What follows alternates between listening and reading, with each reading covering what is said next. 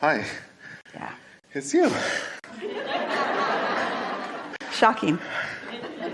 Thank you. Yeah. Second time in Stamford, I knew if I raised my hand, you'd call me, but I wasn't ready. And I knew that today you would call me, so I raised my hand. Yeah. The key word, I knew. I knew. That's why we don't just call on anybody when you know. Yeah.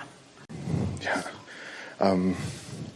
So I want to not take too much time, but I'm trying to figure out if I'm between love, finance, and my deep desired dreams / professional. But I think I'm going to choose professional because this week was intense, and I want to know, I want any clarity on whether or not I know who I am and what I have manifested. I'm tapped in. When I'm tapped in and turned on, all of that, I make powerful things happen, and I'm grateful Well, so for that. when things happen like what you're talking about, it does a wonderful thing for you. It really sharpens desire. Mm-hmm. But it's tricky because it sharpens your desire and it also sharpens your awareness of where you are. It makes it really intense, and that's why it feels so strong, you see.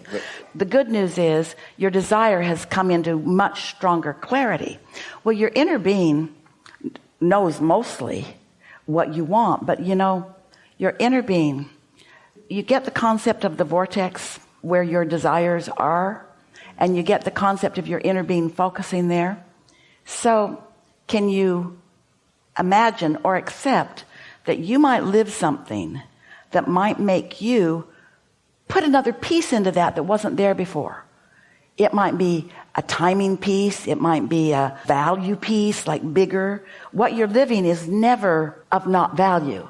Even if it feels like it's not going the way you wanted it to go, it is always of value, because every subject is like a stick with two ends on it. So when it doesn't go your way, it really went your way. And your inner being got a stronger bead on more specifics now than has ever been there before. And so it is more certain that what's coming is going to please you big time than it was before that. So doesn't that soften your discomfort about anything? Oh, yes. I've been leaning into refinement and allowing myself to create from whatever contrast comes my way. Yeah, contrast's good. That's something that humans usually aren't willing to say. Contrast is good. It provides clarity and it strengthens asking. My discernment. But the key to allowing contrast to be good is not stubbornly trying to affirm, isn't the right word, to justify or defend what happened. So talk to us.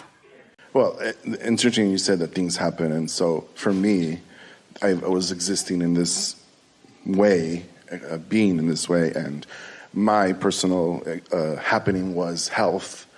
And it brought upon a huge crisis, like a crisis in confidence. And things just like wobbly, not as able to align. And long story short, yesterday, after a year and a half about, my two bosses sat me down to discuss my exit.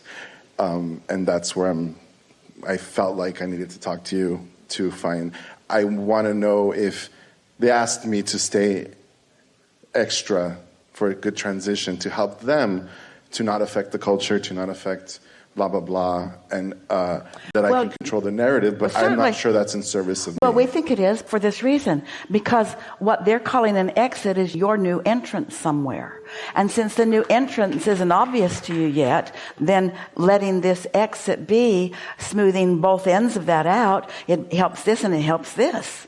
Not because this needs to be helped, because this is already lined up, but it doesn't feel lined up to you. Now, you got the sense of all of that, didn't you? The man in the chair just now said everything is always working out for me, and you just said, well, it might be good for them, but I don't know if it's so good for me.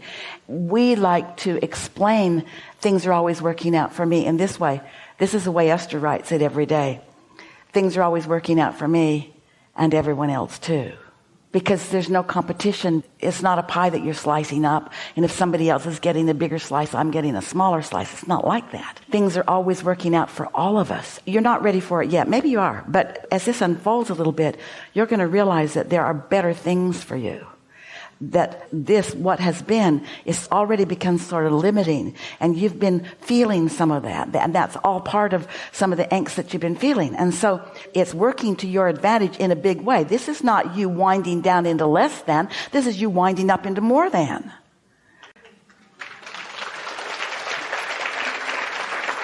To give you some context of where I'm coming from is I've always been a pleaser my whole life, and that's one thing I've wanted to shift, and that I've been working on and doing my personal work on that, in being intentional on my actions and not allowing that need to like please everyone. So that's why I want to make sure that it's not coming from the pleaser. We're going to throw something back at you, and you tell us how that fits in with what you just said. Sure.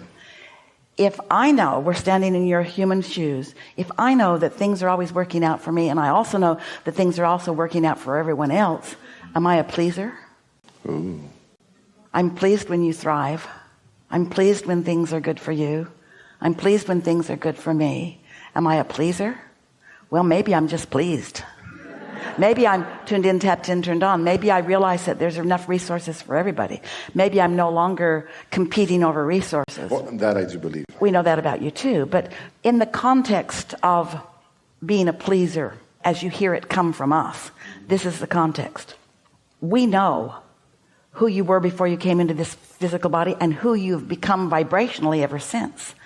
And it is our desire that you calibrate to that part of you, not to the peanut gallery out here. Most people are calibrating to the others that they can see and hear and smell and taste and touch. You watch their body language. There are a lot of people that just throw a little fit, and so it changes the way you behave. So being an effective pleaser who is of value to them, you don't cater to their whining. You praise their successes. You be like their inner being. You give full attention to what feels good, and you give no attention to what feels bad. And so the only way that we mean that being a pleaser is detrimental to you and to them is if you're trying to be the law of attraction and make up for what they're not able to do through your action. Don't soothe whiners. Don't soothe whiners by fixing things for them, because all it does is make them think that whining works. And whining does work to a certain degree, but it doesn't work magnificently. It doesn't give you creative genius. It doesn't make you one of the best in terms of the way you thrive and feel, you see. And so the help thing is about you taking on too much responsibility for too many people that you don't have any power for. You care about their well-being, but it's like pushing a noodle. You can't make someone allow. You watch us and all the antics that we go through. We can't know it enough to make someone know it who is stubbornly not knowing it right now. We just keep saying it over and over and over and over and over and over again until you're ready. You don't let it in. And so you can't make people succeed or be happy who are in an ornery mood. It's just not going to happen. It's not going to happen. Esther heard a comedian that she really likes. We're not doing an advertisement for anything, but she heard Jerry Seinfeld say about this new Netflix thing that is being released called Pop-Tart. Esther hasn't seen it. She's going to see it as soon as she can get rid of all of you. But she heard him say, when they asked him, how did he make something so wonderful happen? He says, we just get people in a good mood and then it happens. We just try to get people in a good mood and then it happens. We just try to get people in a good mood and then it happens. Well, is that a pleaser? Kind of, sort of is. But you can't get people in a good mood if you're not in a good mood. So if your bag of marbles is in a good mood, then you're going to encourage other people to tune in and they're going to be in a good mood. And then wonderful things do happen collectively as you're all working together. But if you're in a bad mood because you're worried about this or that or this or that, you're trying to protect people from this or that or this or that, that takes a toll on outcomes. We don't think your moving in your work is a disadvantage in any way, shape, or form. It's something that your vortex has been calling you toward for a long time. I'm going to make a strong statement that you're going to hear really well. We're going to tell you a story. There was a woman who came to a workshop who lived in a place that she described as miserable. But for whatever reason, she kept staying there and she kept staying there. She just kept putting up with all the things about it that she didn't like. Then they passed a new rule that her cat could not live there. So she's sneaking the cat around for quite a while because she's defiant of this. But then she decided to move. And we said, so you'll move for your cat?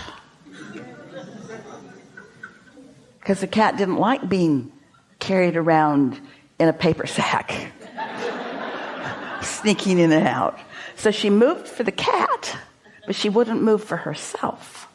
And that's kind of, you'll move because somebody else has decided that it's not a match, but it hasn't been a match for you for a long time. Mm-mm.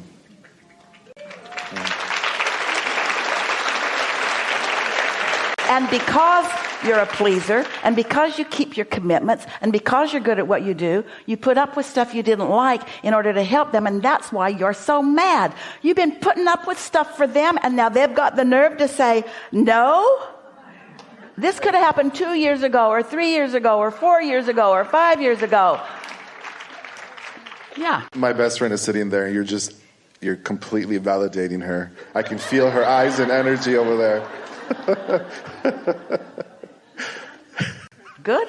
Amazing. Thank you. Really good. Really good. Really good.